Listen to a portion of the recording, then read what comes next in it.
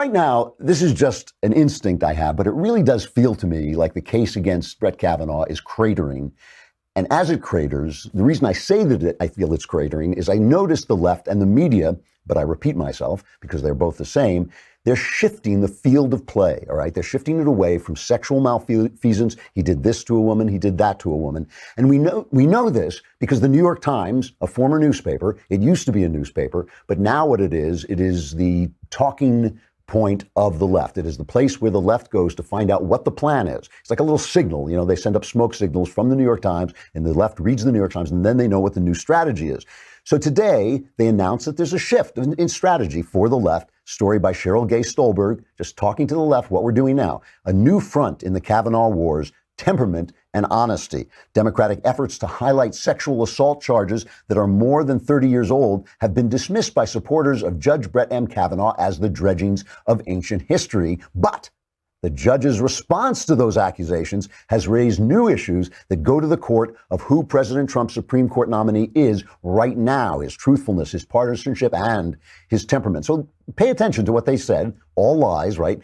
Some people have said this is ancient history, but a lot of people are just saying it's not true. And that, of course, is what they're worried about. They've now got what they wanted. They demanded an FBI investigation. They got it. And now I have this feeling they have a lot of sources, the Times, on the FBI. The FBI has been leaking them forever. I'm sure they're getting that they cannot do this. So we're shifting it to his temperament. Now, what does that mean? It means they got nothing. So they're going to talk about his anger. And this is directed mostly to women because women get very frightened by male anger. I don't blame them. Men are bigger and they can be violent. And when men get angry, women have this natural cringe reaction. And when a lot of women saw Brett Kavanaugh protesting his innocence in this angry voice, they had that reaction. They thought, oh, no. I don't like at all. But let me talk about this for just a minute.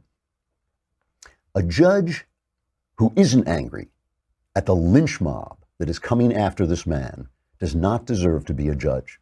A judge who isn't angry at the sight of a lynch mob, like what the left has become in this story, does not deserve to be a judge. A lawyer who isn't furious at the sight of moral panic overriding due process of law should lose his license to practice law. A good man who loves justice and is not appalled beyond words at what the Democrats, the press, and the left-wing activists are doing right now, today, would not be a good man and would not be a man who loves justice. You want to know about Judge Kavanaugh's qualities, his qualification to be a judge? You want to know about his temperament? They've got 300 plus decisions that he wrote that they can sit there and read instead of doing what they're doing, instead of screaming at people in elevators, instead of tarring somebody's reputation, sort of tearing people apart with unsupported, uncorroborated accusations. They could read his decisions and decide whether he has the temperament to do this. If Kavanaugh is a judge, if he is a lawyer, if he's a man of justice, he should be enraged beyond all measure. A lot of times you will hear me say that anger is the devil's cocaine. And the reason I say that is because while some anger is righteous, anger is not the same thing as righteousness. But this is righteous anger. He should be angry for himself. He should be angry for his family. But more than anything else, he should be angry for the left, at the left, for stirring up the mob against due process and the rule of law. So let's look at the mob today. Let's look at what they're up to, the screaming, the moral panic. The New York Times, their big breaking story, Kavanaugh was involved in a bar altercation at Yale. Okay, here's the story. As an undergraduate student at Yale, Brett Kavanaugh was involved in an altercation at a local bar during which he was accused of throwing ice on another patron, according to a police report. You call Batman, right? Because isn't that a Dr. I? What was that guy named? Arnold Schwarzenegger played him? Mr. Freeze. Thank you very much. Mr. Freeze. So obviously Brett Kavanaugh, I think they've revealed, the New York Times has got him. Brett Kavanaugh is Mr. Freeze. It was just Arnold Schwarzenegger pretending to be Brett Kavanaugh. The incident, which occurred in September 1985 during Mr. Kavanaugh's junior year, resulted in Mr. Kavanaugh and 4 other men being questioned by the New Haven Police Department. By the way, my son went to Yale. I'm sure these kind of questioning happens a lot. Essentially, what they're saying is they're accusing Brett Kavanaugh of drinking in college, which is like accusing him of having temper tantrums when he was 2 years old. It really is if the New York Times ran a front page story, police reports show that Brett Kavanaugh, as a 2-year-old, was throwing blocks and crying loudly, and the mothers rushed to the scene of his angry rants. Is this the kind of temperament you want in a judge? It's like he was never supposed to be young. He was never supposed to do things he shouldn't do.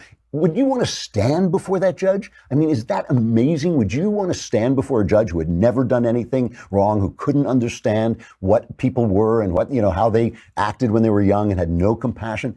Unbelievable, unbelievable story. It is just the mob. It's just about the fact that the real charges, the charges that matter, are falling apart. MSNBC, this is just an amazing piece of video I've got to play for you. They had Julie Swetnick on, right? She's the woman who said that there were these gang rape parties, like 10 of them, and I went to 10 of them. It's like, stop. It's like, Julie, stop going to the gang rape parties. When you get the invitation that says, please come to my gang rape party, no, don't go to the gang rape party. Stay home, watch TV, Netflix and chill. It's like, do not go to the gang. But Kate Snow, an NBC reporter, and I really feel for her because as a journalist, she's interviewing this woman and she can tell this woman's story is unraveling. So she starts to ask her about discrepancies. Did she really mean in her statement that she made to the committee, did she mean these things? So she starts off by asking her, Swetnick said that she saw Kavanaugh spike the punch so he could get women drunk to prepare them for the satanic date rape. I think it was a date rape and then human sacrifice. Is that what it was? Yeah, it's, the usual thing that happens at these parties. I mean, are we going to hold him accountable? Listen to you can watch on screen as her story falls apart. Did you see Brett Kavanaugh, spiking the punch, putting green alcohol in the punch? I saw him giving red Solo cups to a few girls during that time frame, and there was green punch at those parties. And I would not take one of those glasses from Brett Kavanaugh, excuse me. I saw him around the punch, I won't say bowls or the punch containers. I don't know what he did, but I saw him buy them, yes. In her declaration, Swetnick also wrote, I also witnessed efforts by Mark Judge, Brett Kavanaugh, and others to cause girls to become inebriated and disoriented so they could then be gang raped in a side room or bedroom by a train of numerous boys. I have a firm recollection of seeing boys lined up outside rooms at many of these parties, waiting for their turn with a girl inside the room. These boys included Mark Judge and Brett Kavanaugh. What did you see? I was very innocent. Well, until what happened to me, I didn't put two and two together. But I would see boys standing outside of rooms, congregated together, sort of like a gauntlet. And I didn't know what was occurring. But I would see them laughing, a lot of laughing. So they were drinking punch and laughing. This is, it's like, it's sort of like gang rape. It's sort of like, gang rape or drinking punch and laughing. It's really, those two things, once you see one, you can just deduce the other. I mean, it was embarrassing. It was embarrassing. And Kate Snow started off the report by saying she contradicted herself. She has no she says, Kate Snow says, we called all these people. Nobody will corroborate her stories. Why'd you have her on? Why is she news? I mean, anybody can say anything about anyone. And now there's a report, I think in the AP, that said, that starts to talk about the fact that she's been involved in at least 6 legal cases over the past 25 years, some of which involved what evidence strongly suggests are multiple false claims, okay? She had a legal dispute highlighted by the AP in 1994, personal injury lawsuit Swetnick filed against the Washington Metropolitan Area Transit Authority, which contains strong evidence that she attempted to swindle the department. AP reports that Swetnick sued the Transit Authority for $420,000 in earnings she said she allegedly lost after hurting her nose in a fall. I mean, her boyfriend, too, says she's kind of a kook.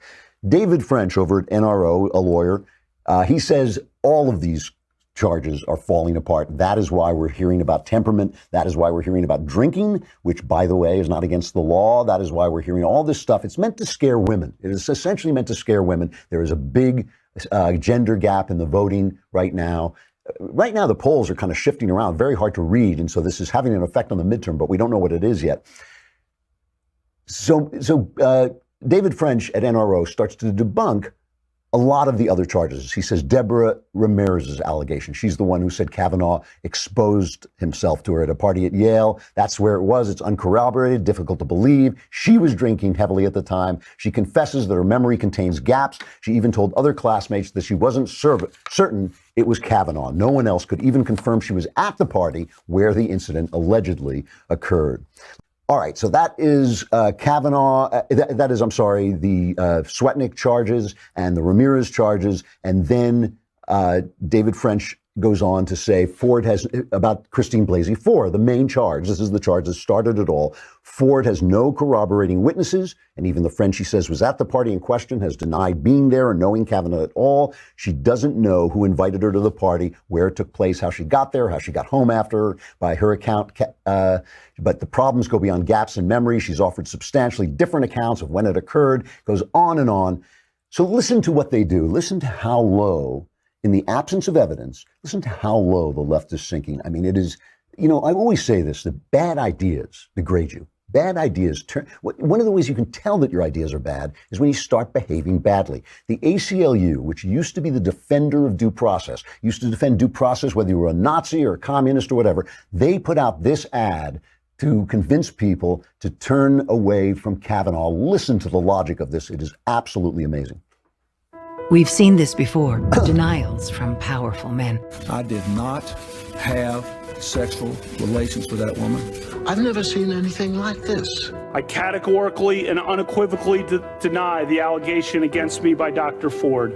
America is watching. And as we choose a lifetime seat on our highest court, integrity matters, and we cannot have any doubt.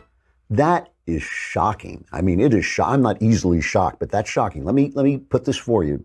Somebody says, you raped me, and you didn't. And you say, I didn't do it. I didn't do it. And they say, well, we've seen that before. Here's Bill Cosby denying that he did it. Here's Bill Clinton denying that he did it. And here's you denying that you did it. What's the difference? You didn't do it.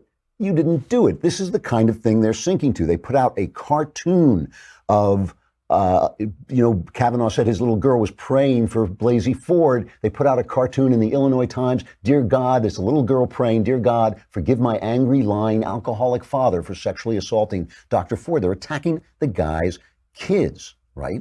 This is what they have become. This is what the left has become.